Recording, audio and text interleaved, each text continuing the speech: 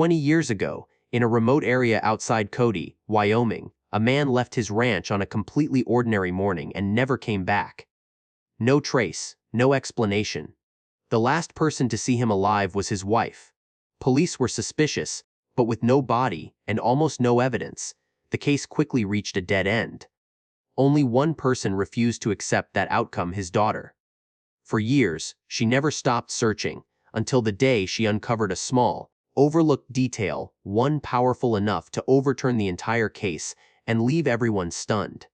Before we dive deeper into this story, leave a comment telling us where you're watching from. And if you love true crime, don't forget to subscribe so you won't miss the next episode. Cody, Wyoming, is a place where beauty always comes hand in hand with harshness. A small town tucked between high plains and towering mountain ranges, where people live slowly, speak little, and place more faith in routine than in promises. Here, mornings often begin with dry, glaring sunlight, cold wind slipping through mountain passes, and the familiar dusty scent of the high desert. People love Cody for its sense of peace. Empty roads, ranches separated by miles of open land, familiar nods exchanged between neighbors who have lived beside one another their entire lives. But that same peace is what makes this place unsettling. Because when something happens, no one hears it, no one sees it, and sometimes, no one even knows whom to ask. Nature around Cody offers no mercy. Dense pine forests, deep rock crevices, steep slopes where a single misstep can turn a short walk into a tragedy. Summers are dry and scorching, with winds strong enough to erase footprints within hours. Winters are bitterly cold, snow burying every trail. This is a land capable of swallowing a person without leaving a trace.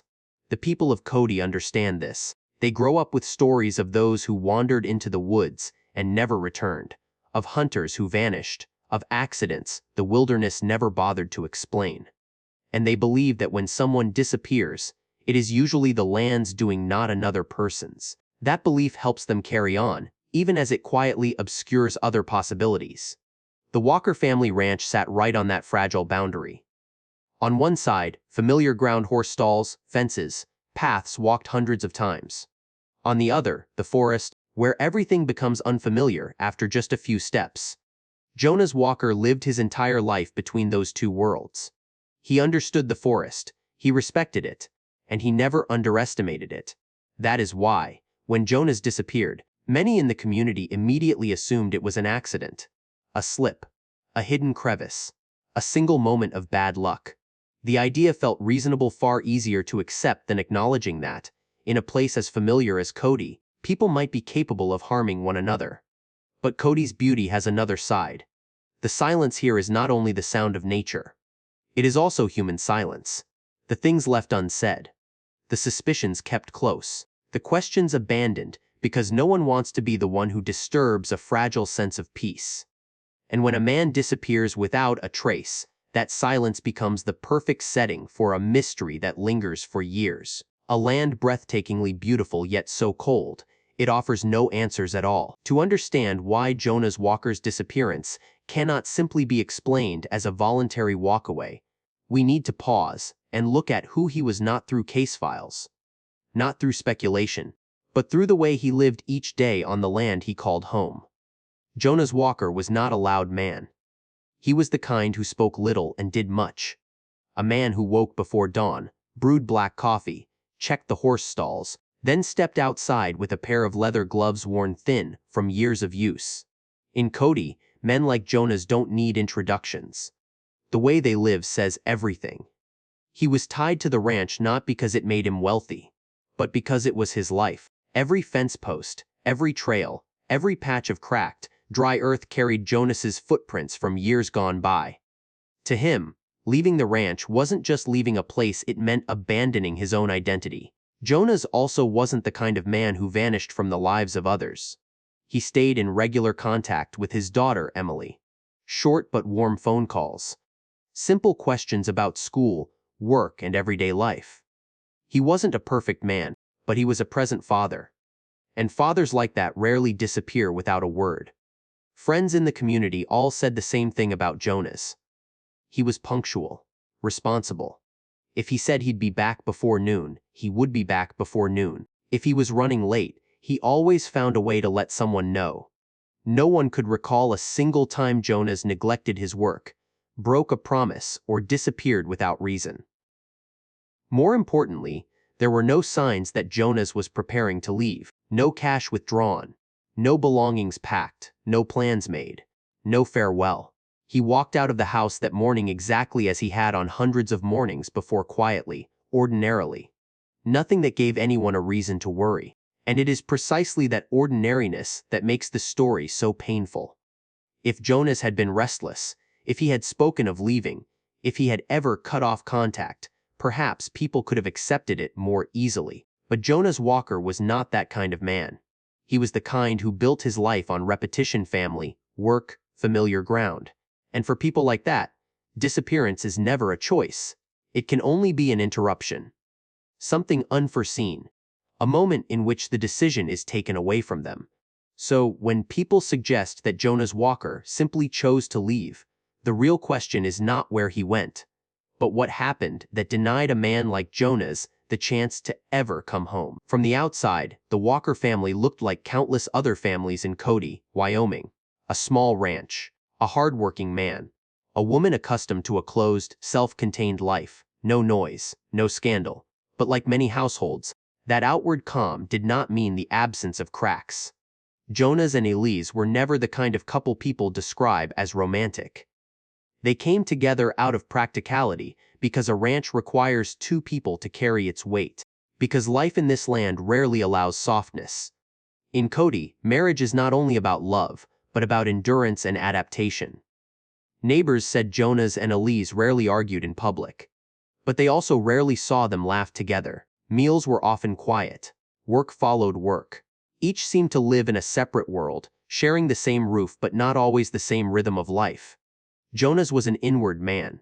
When tension arose, he chose silence. Elise was the opposite. She was used to controlling everything around her, from finances and daily routines to relationships. In a household where one person stays silent too long and the other speaks for both, balance slowly erodes, even if no one ever names it. The relationship between Elise and Emily, Jonas's daughter, was never truly close either. Not hostile, just distant. Calls between Jonas and his daughter became less frequent. Letters went unanswered. No one said it aloud, but Emily gradually felt herself being pushed out of her father's everyday life.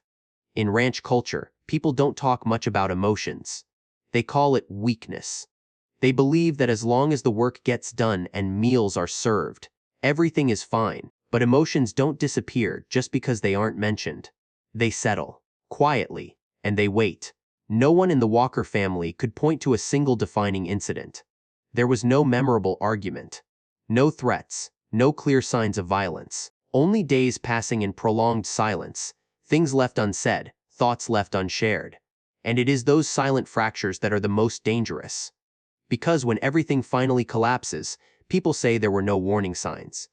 But the truth is, some signs exist only in the feelings of those living inside the situation and are ignored because they feel too familiar. The Walker family was not a broken family. But it wasn't a whole one either.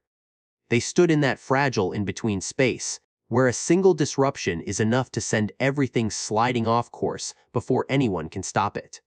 And when Jonas Walker disappeared, those fractures, once nearly invisible, began to surface more clearly than ever before. That morning began exactly like so many other mornings in Jonas Walker's life.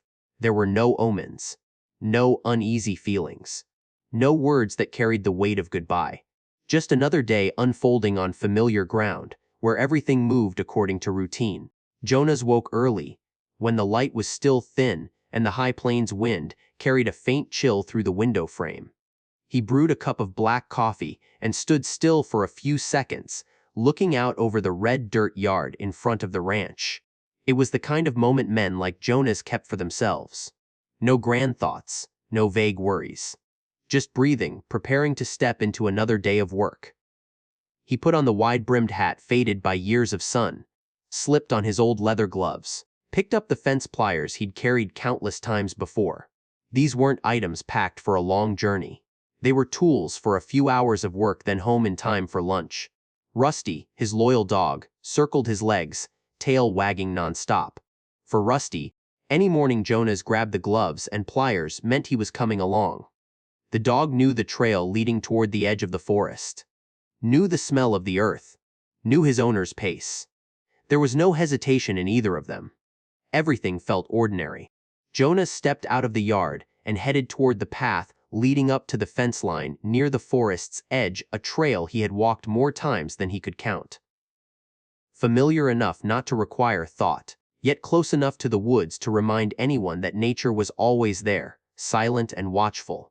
Just before 8 o'clock, a neighbor saw Jonas walking along that path. Rusty ran ahead, occasionally glancing back as if to make sure his owner was still behind him. Jonas moved at an unhurried pace, calm and unremarkable. No one thought to remember the moment. Because in life, we remember what's unusual. Ordinary moments are the ones that slip away unnoticed. Back at the ranch, Elise stayed behind. The morning passed as it always did. No phone call, no message, and no reason to suspect that Jonas wouldn't return on time. He had never made anyone wait in worry. Never disappeared without notice. What makes that morning so haunting isn't that something strange happened but that nothing did. There was no moment anyone could later point to and say, if only I'd paid more attention. If only I'd asked one more question. If only I'd stopped him. Jonas Walker left the ranch that morning with the same mindset he always had. A man who believed he would return, who trusted that the familiar path still led home, who believed the world around him harsh as it could be still followed the rules he'd understood his entire life. And yet, in that simple moment, that routine, that quiet confidence, Jonas stepped out for the last time without anyone knowing. That ordinary morning would later become the greatest question of the entire case. What happened on that familiar path, what occurred in a place he knew so well, that prevented a man like Jonas Walker from ever coming back to finish the routine of his life? Noon in Cody, Wyoming, is usually unmistakable. The sun sits high overhead, light pouring straight down onto the plains, the air turning dry and still. It is also the time Jonas Walker always came home. A late lunch, a cold glass of water, a short rest before heading back out for the afternoon's work. But that day, noon came and went without any of the familiar signs. Elise stepped out onto the porch, raising a hand to shield her eyes as she looked toward the trail leading back from the forest to the ranch. No footsteps. No wide-brimmed hat in the distance. No Rusty running ahead as he always did. Only a light breeze moving through the dry grass and a silence that lingered longer than it should have. At first, Elise reassured herself. Maybe Jonas had found a section of fence more badly damaged than expected. Maybe he'd taken a longer route. In ranch country, being a few hours late wasn't unheard of. But what felt wrong was this. Jonas had never let time slip by without letting someone know. The hours continued to pass. The sun climbed higher. The air grew heavier, hotter. Elise walked the ranch from the horse stalls to the barn, then to the tool shed. Everything was in its place. Too perfectly in its place. There was no sign Jonas had come back and left again. No sound to suggest he was anywhere nearby. That stillness began to feel frightening. In ranch families, routine is sacred. Routine is safety. When a routine breaks, instinct arrives before reason. Elise stood in the yard, listening, as if concentrating hard enough might bring the sound of Rusty's bark drifting back from somewhere far off. But there was nothing. Noon slid into early afternoon. Elise called a nearby neighbor and asked if Jonas had stopped by. He hadn't. She called another, then another.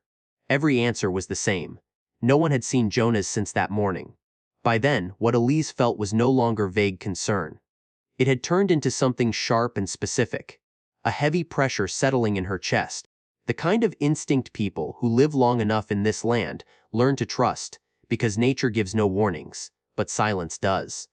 Elise returned to the porch and sat down, her eyes fixed on the trail. She began replaying every small detail of the morning, what Jonas had said, what he'd taken with him, which direction he'd gone, and the more she thought, the clearer one frightening truth became.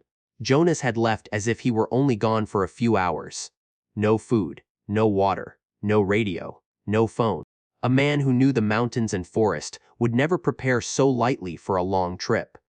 When the shadows began to stretch across the ground, Elise could no longer sit still. She stood up and looked toward the forest one more time.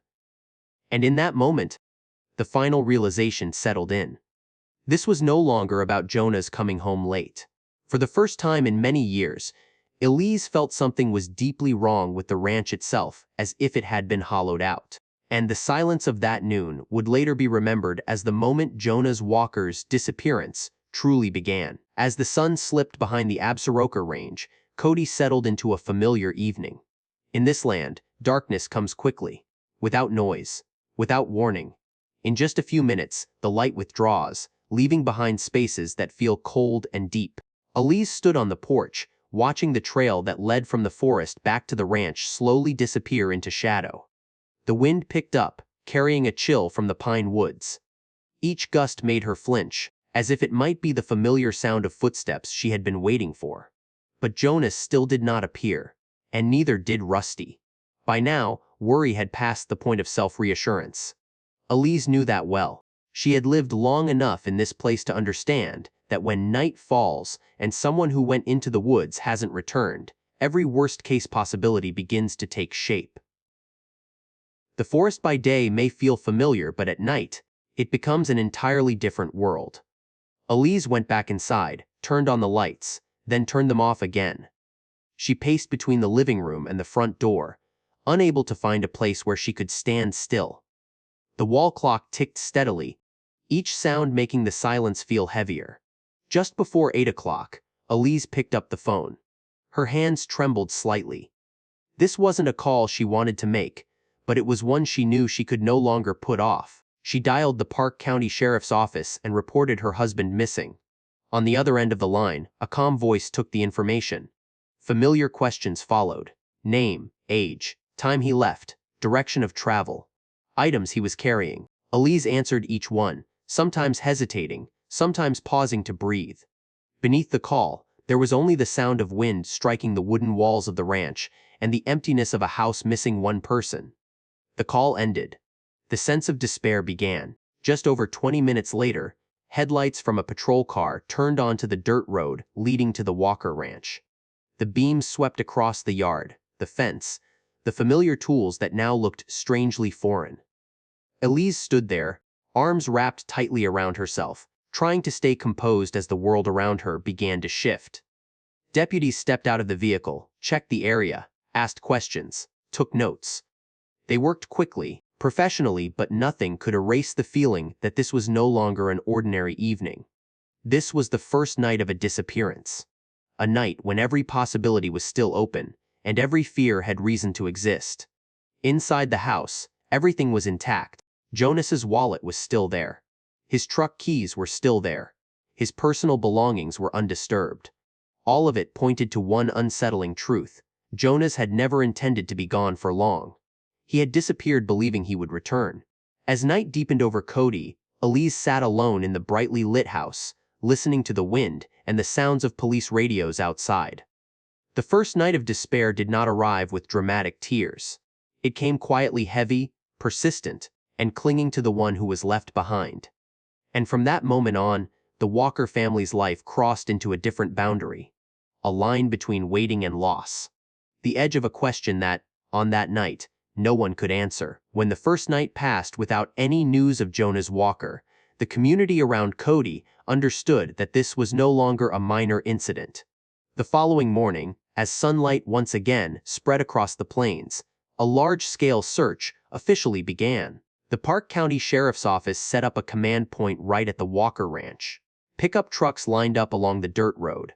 Friends, neighbors, ranch hands and cowboys who had worked alongside Jonas. They arrived carrying flashlights, ropes, old maps and memories of land they believed they knew well. In places like Cody, when someone goes missing, the community does not stand on the sidelines. No one needs to be called in. They show up because they understand that feeling. Today it's Jonas. Tomorrow, it could be any one of them. Search dogs were deployed early. Jonas's scent was taken from clothing and boots inside the house.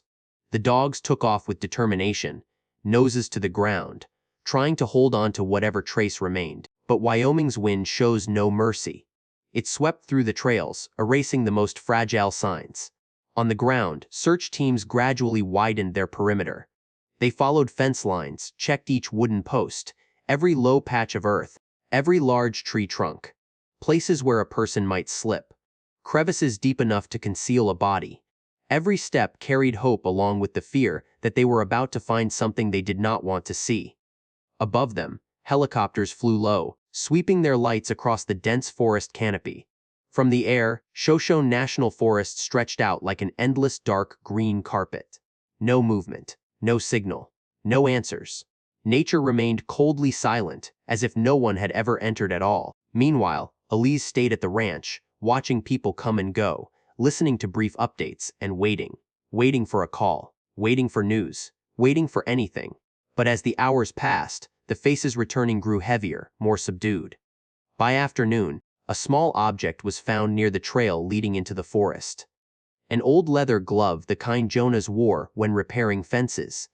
It lay there alone, lightly coated in dust, like a quiet reminder that Jonas had been here. Only no one knew where he had gone after that moment. The glove was marked, photographed, and collected. But it led nowhere. No clear footprints. No definite direction. Just one more question added to the growing list. What troubled the searchers even more was the complete absence of Rusty. A loyal dog who always accompanied his owner would normally leave countless signs behind.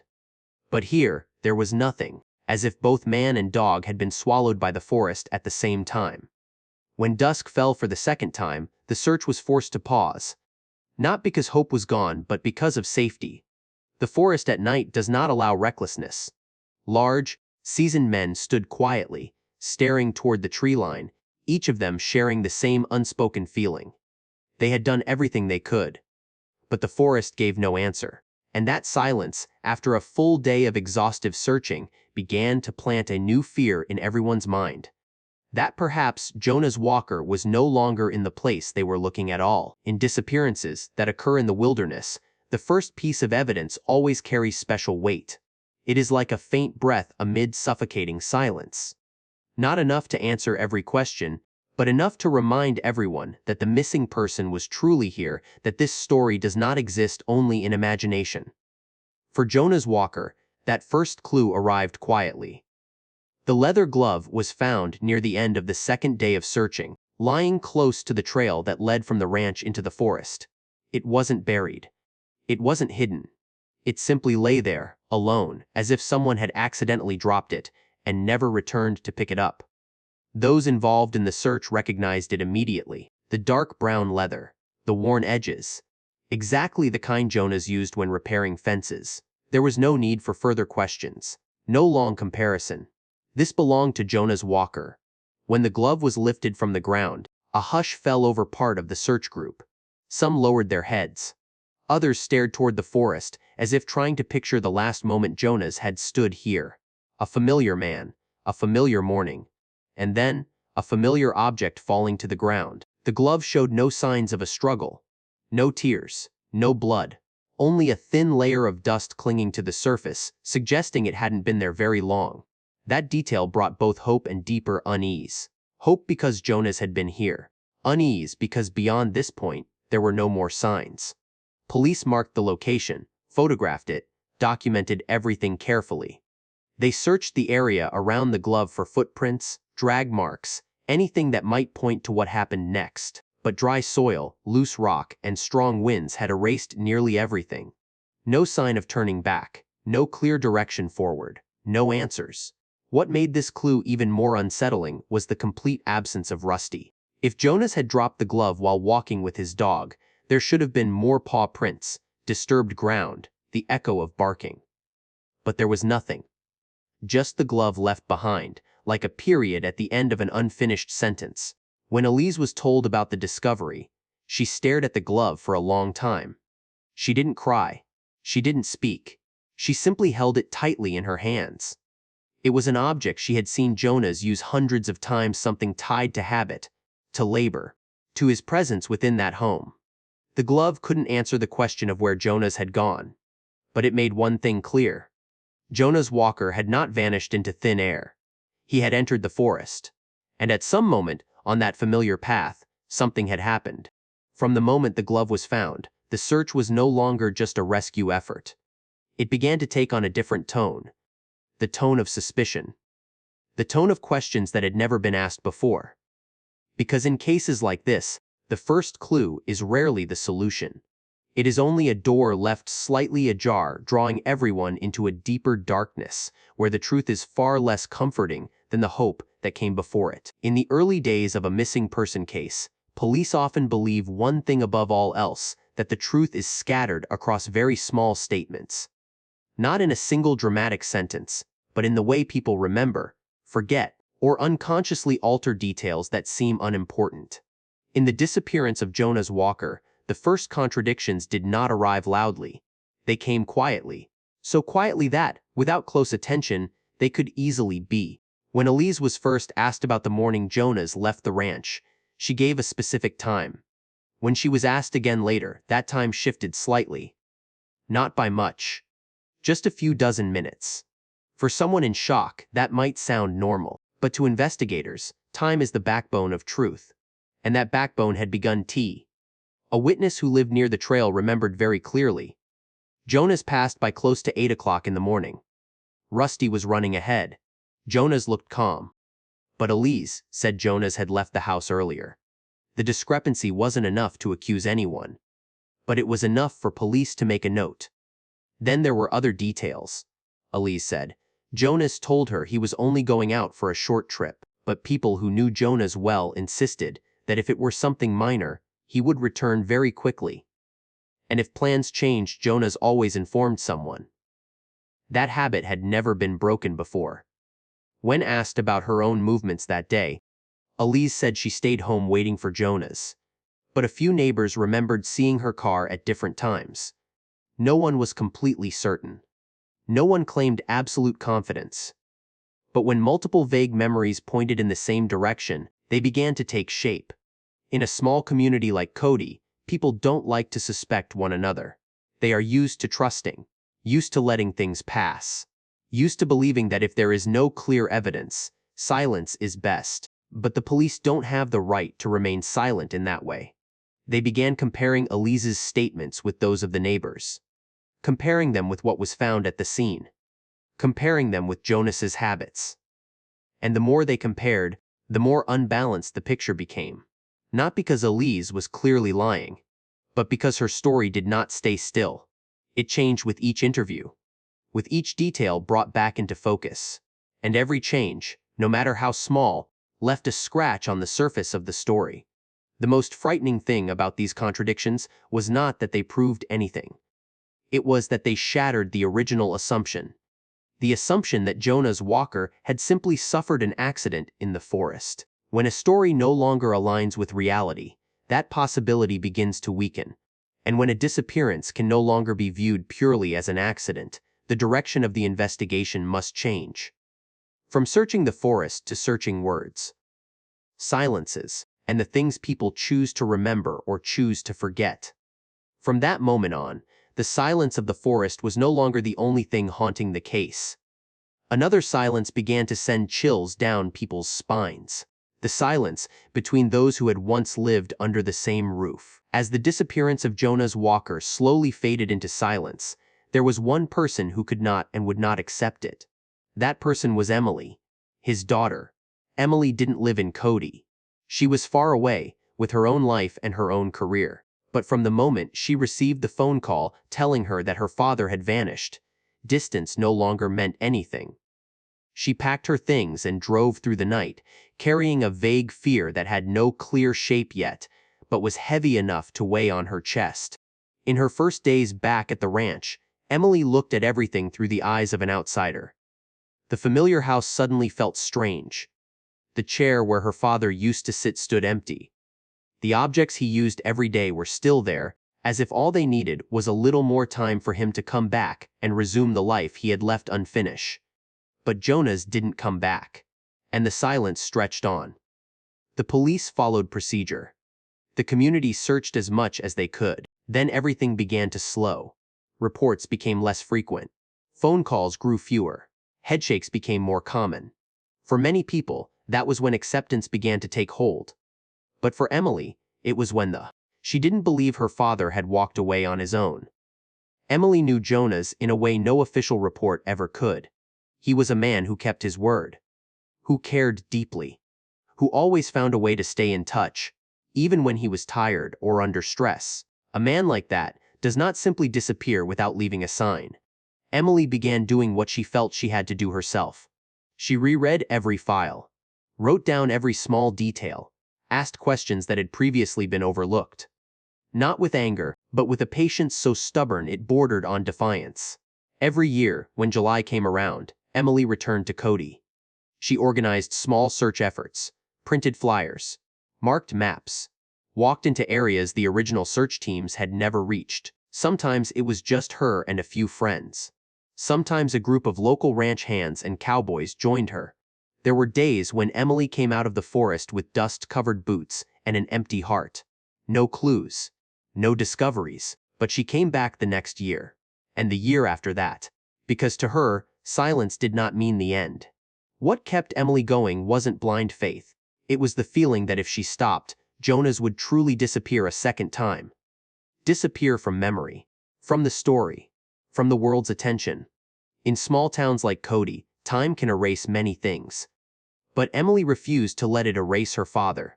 She became the keeper of the story, the one who reminded people that this was not just a case file. This was a father, a human being, a life without answers. And it was that quiet persistence of Emily's that would later become the most crucial factor of all. Because in cases that seem long gone cold, sometimes the only force strong enough to pull the truth back into the light is a single person who refuses to stay silent. After weeks of searching without results, a hard truth slowly took shape. The disappearance of Jonas Walker began to go cold. Not because anyone had forgotten him, but because there were no longer any leads strong enough to keep pushing the investigation forward. In police offices, Jonas's file was placed into the drawer reserved for unresolved cases. Every page, every photograph, every handwritten note still carried the hope of those early days. But time passed, and that hope was forced to give way to procedure. The phone calls became less frequent. Follow-up searches at the scene grew rare. The Shoshone forest was still there, motionless and silent, as if it had never swallowed a human being. Nature did not speak, and the law could not keep asking the same question forever. For the community of Cody, Jonas's story gradually shifted from the present into memory. People still mentioned him at the coffee shop, at small gatherings. But the tone had changed. There was no longer urgency, no longer the hope of finding him, only regret, and sentences that began with "if only." Elise left the ranch not long after. The land that had once been the center of every search effort now stood empty. The house changed owners. Old footprints faded with the passing years. For many, that was the sign that the story was over. But for Emily, the case was never truly cold. She continued to return to Cody every year. Not because she believed she would find answers immediately, but because she refused to let silence win. She kept every old map, every report, every vague recollection from local residents. All of it was preserved like memories that refused to die. Time moved on, but waiting did not grow old. It only changed its shape, from fierce hope to steady persistence. From searching for a survivor to searching for the truth. In cold cases, memory is the most dangerous thing of all. It can fade, but it can also return without warning, when a small detail is seen again under a new light. And that was why Emily would not allow the memory of her father to be buried by time. The Jonas Walker case was called cold because the system needed a label, but in the hearts of those who refused to accept silence, it was never dead. It was only waiting. Waiting for an overlooked detail, waiting for someone willing to look again, waiting for the moment when the truth would decide to speak for itself. And then, many years later, that was exactly what happened. 20 years have passed since the morning Jonas Walker stepped out of the ranch and never returned. To the outside world, it is just a number, a span of time long enough for a case to be filed away, long enough for memories to fade, long enough for people to learn how to move on. But for those who were left behind, especially Emily, those 20 years never passed in any ordinary way. Each passing year was not a step farther from pain, but a loop. July returned, The high plains wind blew through Cody once again. The trails reappeared with sharp clarity in memory. And the old question came back, unchanged by time: where is my father? Emily grew up alongside that question. Her choices in life, her career, where she lived, her relationships all carried an emptiness she could never quite name. It was not the clean pain of a confirmed death. It was a different kind of suffering. The pain of waiting. The pain of having no ending. In the culture of ranch families, endurance is a way of life. People do not grieve loudly. They keep working. They keep living. But endurance is not the same as healing. It is simply a way to survive from one day to the next. Over those 20 years, Emily was not only searching for her father, she was searching for meaning in her own persistence. There were moments when she wondered whether all of this effort would be meaningless if the truth were never found. But each time she returned to Cody, each time she stood before that silent forest, she understood why she could not stop. Because if she stopped, Jonah's Walker would become nothing more than a line in a file, a name on a missing person's list. And for a daughter, that was more painful than even the harshest truth. The community around Cody aged along with the case. The people who had joined the search in the first year now had gray hair. Some were gone entirely. Yet Jonas's story was still told not as a sensational mystery, but as a reminder that some losses are never given a proper name. 20 years of searching did more than wear away time. It eroded faith. Faith in the system. Faith in the ability to uncover the truth. Faith in whether justice ever comes to those who wait the longest. And yet, strangely, within that erosion, something else was forged. Resilience. Emily's pain had no clear shape. No grave where flowers could be placed. No anniversary marked for mourning. It existed quietly, seeping into the years themselves. But it was that very nameless pain that kept this story alive for 2 decades. And when time has taken almost everything, sometimes it also leaves something behind: a small detail, an overlooked trace, something strong enough to shatter 20 years of silence and pull the truth back into the light. 20 years have passed since the morning Jonah's Walker stepped out of the ranch and never returned. To the outside world, it is just a number, a span of time long enough for a case to be filed away, long enough for memories to fade, long enough for people to learn how to move on. But for those who were left behind, especially Emily, those 20 years never passed in any ordinary way. Each passing year was not a step farther from pain, but a loop. July returned. The high plains wind blew through Cody once again. The trails reappeared with sharp clarity in memory. And the old question came back, unchanged by time: where is my father? Emily grew up alongside that question. Her choices in life, her career, where she lived, her relationships all carried an emptiness she could never quite name. It was not the clean pain of a confirmed death. It was a different kind of suffering. The pain of waiting. The pain of having no ending. In the culture of ranch families, endurance is a way of life. People do not grieve loudly. They keep working. They keep living. But endurance is not the same as healing. It is simply a way to survive from one day to the next. Over those 20 years, Emily was not only searching for her father, she was searching for meaning in her own persistence. There were moments when she wondered whether all of this effort would be meaningless if the truth were never found. But each time she returned to Cody, each time she stood before that silent forest, she understood why she could not stop. Because if she stopped, Jonah's Walker would become nothing more than a line in a file, a name on a missing person's list. And for a daughter, that was more painful than even the harshest truth. The community around Cody aged along with the case. The people who had joined the search in the first year now had gray hair. Some were gone entirely. Yet Jonas's story was still told not as a sensational mystery, but as a reminder that some losses are never given a proper name.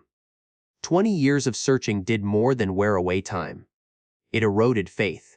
Faith in the system. Faith in the ability to uncover the truth. Faith in whether justice ever comes to those who wait the longest.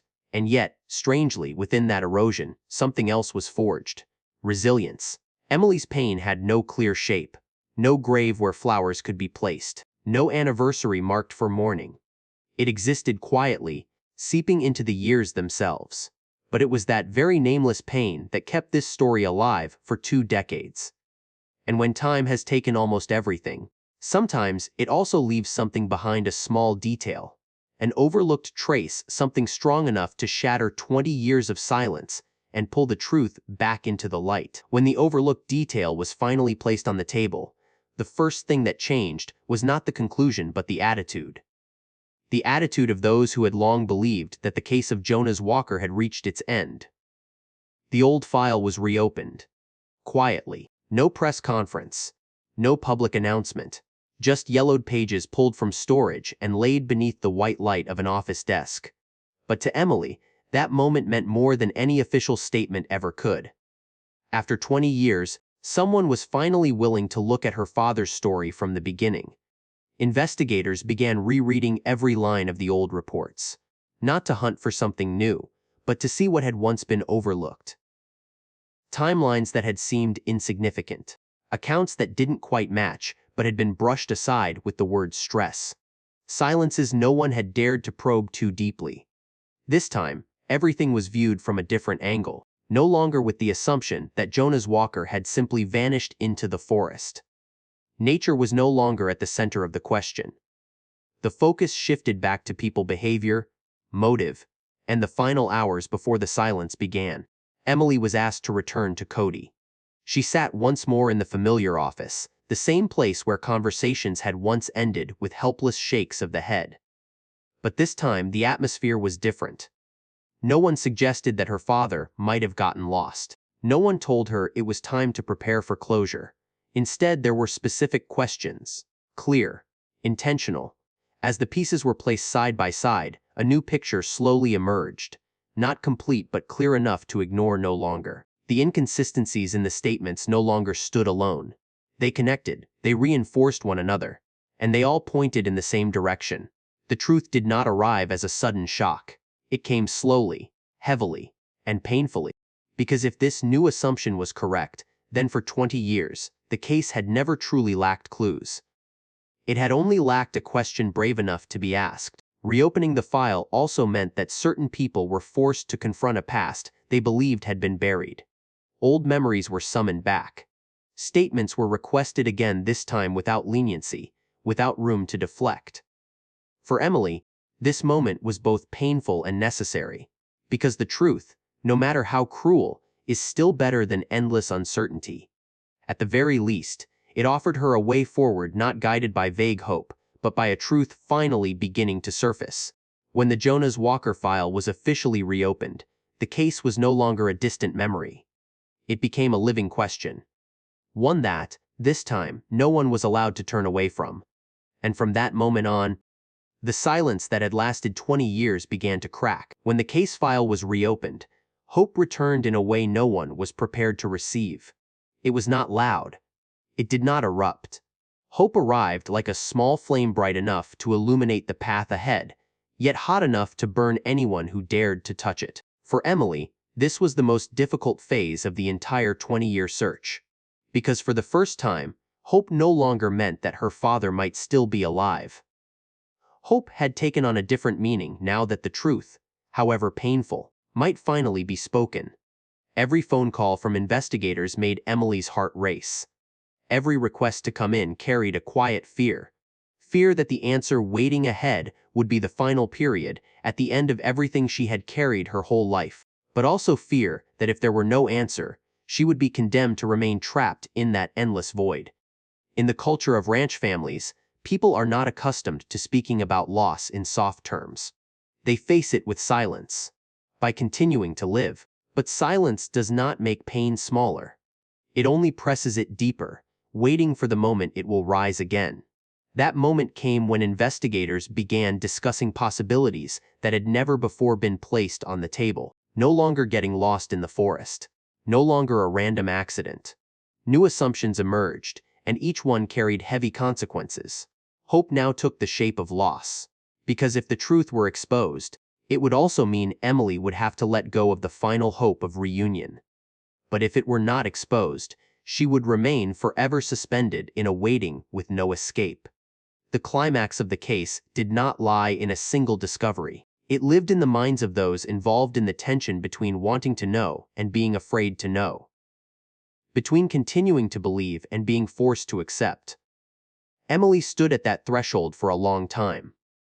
She understood that when the truth stepped into the light, everything would change forever. Not only for her, but for the memory of her father. Jonas Walker would no longer be a man who vanished mysteriously. He would become a story with an ending. And sometimes, an ending is the most painful thing of all. During sleepless nights, Emily thought of the final morning. Her father left the ranch. She thought of the trail. She thought of the lone glove.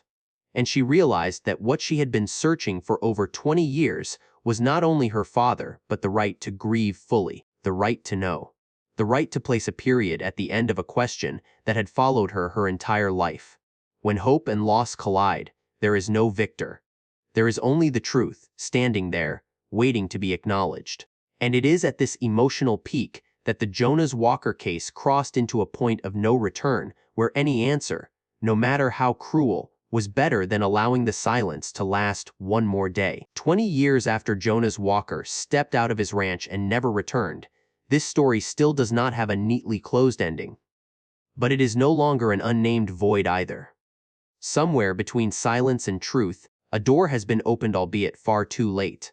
Justice, in cases like this, does not arrive with blaring sirens or flashing lights. It comes slowly, quietly, and it often carries losses that can never be undone. But that does not mean it no longer exists. For Emily, the journey to find her father was never simply about finding a person.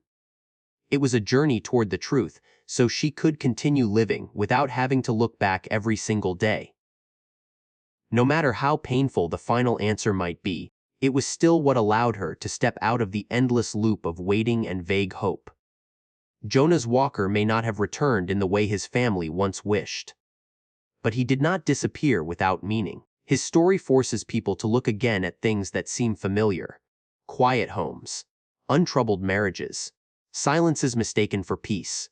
In places like Cody, where people live close to nature and far from city lights, silence can sometimes conceal more than noise ever could. And within that silence, tragedies can grow unnoticed until it is too late. The conclusion of the Jonas Walker case is not a sentence or a final verdict. It is a reminder that justice does not always arrive on time. But if memory is preserved, if someone is persistent enough to refuse silence, then justice has never truly vanished. Some stories do not end with relief. They end with truth. And sometimes, the truth is the only thing left for those who remain to learn how to accept, to learn how to hurt, and to learn how to keep living. The story of Jonas Walker ends here, but the questions it leaves behind remain. How many truths have been buried simply because no one dared to face them? How many memories are still waiting to be heard? And in other cases slowly growing cold? Is there still someone patient enough to believe that justice may arrive late, but is never truly gone? If you've stayed until this moment, it means the story of Jonas Walker has touched you in some way. Not because of shock value, but because this is a deeply human story. About a father who disappeared, a daughter who refused to let go, and a truth that arrived late, yet still found its way back. Every unsolved case is more than just a file. Behind it are families waiting in silence, years spent living with questions that have no answers, and the fact that you listen and reflect is itself a way of ensuring that stories like these are not forgotten. If you have your own thoughts about what happened to Jonas, leave a comment. Every perspective can open a new line of thinking. And sometimes, it is the shared voices of a community that keep justice from losing its chance to be heard. If you believe that real stories deserve to be told with respect, depth, and genuine emotion, consider subscribing to the channel. Here, we don't chase sensationalism. We tell these cases as a reminder that behind every name is a human being, and behind every silence is a truth waiting to be heard. Thank you for staying with us until the end of this story. Stay with the channel, because behind every case that seems long asleep, there is always another story waiting to be told.